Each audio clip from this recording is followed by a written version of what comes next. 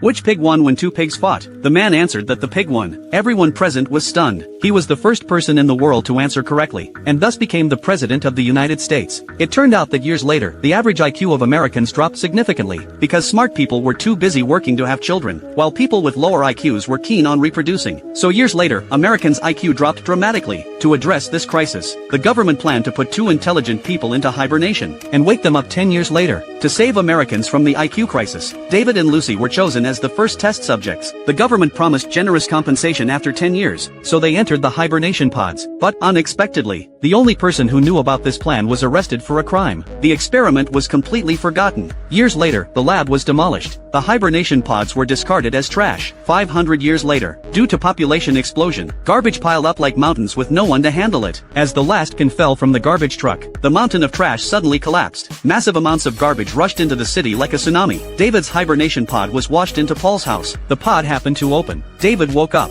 Paul, who was learning that 1 + 1 = 2, was interrupted. He stood up angrily, and threw David out the window. David was completely baffled. He decided to go to the hospital for a checkup, but the hospital's billboard looked ridiculous. After entering the hospital, he found that people there weren't very bright. Even the robots were the same. David wanted to register. The nurse stared at the cartoon icons for a long time, finally randomly picked one. David was arranged for an examination. The doctor gave him 3 metal rods, one for the mouth, one for the ear, another for the buttocks. Just as David positioned them, the doctor said he made a mistake and needed to switch them. The one just misplaced should go in the mouth. David was completely speechless. After the examination, he immediately ran to rinse his mouth. Later, in a magazine, he discovered it was now 2525. He realized he had been in hibernation for 500 years. He ran to the window and pulled open the curtains. The buildings outside were crooked. The ones about to fall were tied up with ropes. Cars were still driving on broken bridges. David was shocked by the scene before him. At night, he went to a vending machine. Suddenly 2 police officers rushed out. Before he could explain, he was tackled. David was taken to court. Although the judge didn't seem very bright, he still arranged a lawyer for him. Surprisingly, the lawyer was Paul, who hadn't learned that 1 + 1 = 2. Paul was quite eloquent. He even helped the opposing lawyer accuse David of being guilty. Finally, the judge made his decision. David was found guilty, sentenced to 10,000 years.